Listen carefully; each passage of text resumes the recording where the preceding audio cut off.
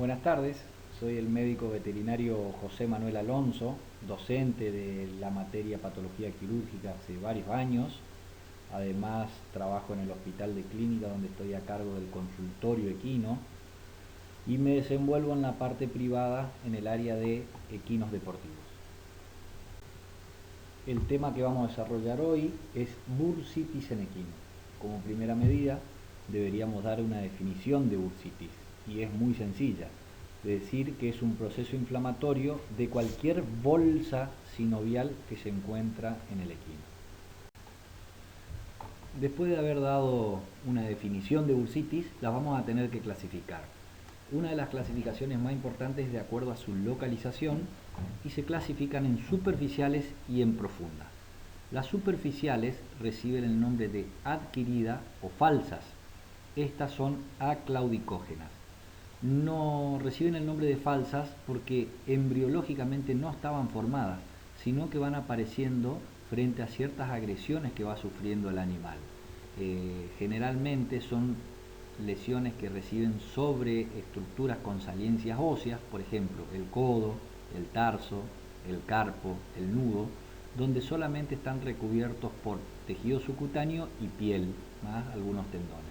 Entonces empiezan a sufrir agresiones a ese nivel, empieza a haber una debilidad y una ruptura del subcutáneo y empiezan a formarse bolsitas de características similares a las bolsas sinoviales, donde tienen una capa externa fibrosa y una interna de características similares, no iguales, similares a la membrana sinovial, y van a tener un líquido que lo que va a hacer es amortiguar las presiones frente a las agresiones externas. Ejemplo de estas son las codilleras, las que aparecen en el tarso reciben el nombre de agrión, capelet o campana, sobre la superficie ósea que es el calcáneo. Pueden aparecer en la cara anterior del carpo, cuando están en un estadio agudo reciben el nombre de lupia, y cuando pasan a un estadio crónico reciben el nombre de higroma. Las que aparecen en la cara anterior del nudo reciben el nombre de sobrepuja. Estas, siempre que les quede claro, son aclaudicógenas, no producen claudicación por sí mismas. Pueden producir molestia de acuerdo a la cantidad de mililitros que tenga esa bolsita sinovial que está alojada por debajo de la piel, pero no producen dolor y no producen claudicación. A diferencia, sí, de las profundas, que las más estudiadas y representativas en el equino son la bursitis trocantérica, la bursitis bicipital y la bursitis podotroclear. Estas son bolsas que sirven de desliz para partes blandas sobre partes duras. Ejemplo, tendones donde van a deslizar sobre una superficie ósea. La trocantérica es el glúteo medio o glúteo accesorio sobre el trocánter mayor. La bolsa podotroclear es el flexor digital profundo sobre el hueso navicular distal o hueso sesamoideo. Y la bicipital es el bíceps femoral sobre el húmero. Entonces, lo que nos tiene que quedar claro, además de su localización y de que unas sean falsas y las otras verdaderas o superficiales y profundas, las superficiales no producen claudicación y las profundas sí producen claudicación. Además, las podemos clasificar por su curso, en agudas o crónicas. Agudas son procesos inflamatorios, al principio van a producir gran cantidad de líquido, va a haber aumento de temperatura en la zona, va a haber una fluctuación importante a la palpación, y si son superficiales, que son las que se pueden observar y palpar, no va a haber claudicación. En cambio, cuando pasan a un estadio crónico, se va perdiendo la cantidad de líquido dentro de esa bolsa y empiezan fenómenos de cicatrización o depósito de fibrina que van a cambiar y van a ir hacia una consistencia firme. Esos serían signos clínicos importantes para diferenciar una bursitis aguda de una crónica. Y por su tipo, no menos importante que las clasificaciones anteriores, las podemos clasificar en sépticas o asépticas. Las sépticas están contaminadas con bacterias, con microorganismos, pueden ser purulentos o no, y para diferenciar una séptica de una séptica Lo que deberíamos hacer es la punción, emitir ese material hacia el laboratorio, por ejemplo el de microbiología, y solicitar un cultivo. Si nos da positivo ese cultivo, solicitar un antibiograma.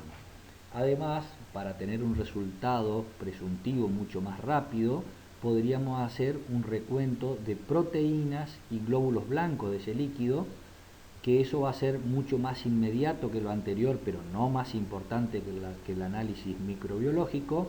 Pero si llegan a estar aumentados tanto glóbulos blancos como las proteínas, significa o podemos sospechar de un proceso séptico dentro de esa bolsa sinovial, y el tratamiento que deberíamos hacer en ese caso es el drenaje, lavaje total de esa bolsa y la colocación de productos antisépticos a ese nivel. Además, una vez que tengamos el resultado del laboratorio, poder trabajar con antibióticos por vía general.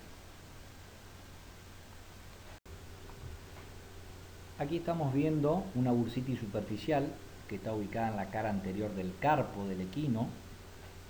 Corresponde a una deformación semiesférica, es como si cortáramos una naranja por la mitad y la colocáramos en la cara anterior del carpo, por eso recibe el nombre de semiesférica. No desaparece ni disminuye de tamaño a la flexión. ¿Qué significa? Está ubicado dentro de una estructura que es una bolsa de características similar a una bolsa sinovial, que no deja escapar ese líquido. Entonces, por más que hagamos extensión o flexión de ese miembro, el líquido siempre va a quedar ubicado en ese espacio que se formó a nivel del tejido subcutáneo.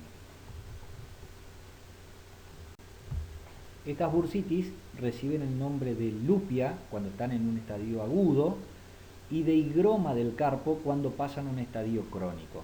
Es muy fácil de diferenciar por la consistencia. Si tiene una consistencia blanda, significa que gran parte del contenido es líquido y estaríamos en un estadio agudo, además de los signos clínicos de la inflamación. Y cuando pasan a un estadio crónico, la consistencia es mucho más firme, o sea que gran parte de ese líquido se fue perdiendo, reabsorbiendo, y hubo un gran aporte de la fibrina a ese nivel. Lo que va a hacer es cambiar directamente la consistencia de esta deformación. Lo que podemos ver en esta diapositiva, además, es una lesión importante de la piel que me puede llevar hacia una bursitis séptica. ¿Cómo las voy a diferenciar? Es muy fácil. Lo que tengo que hacer es una punción de ese líquido y enviar al laboratorio.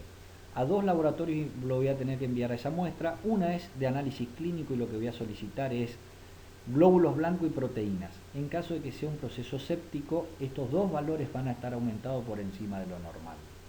Y la segunda muestra la voy a tener que enviar hacia el laboratorio de microbiología y solicitar un cultivo.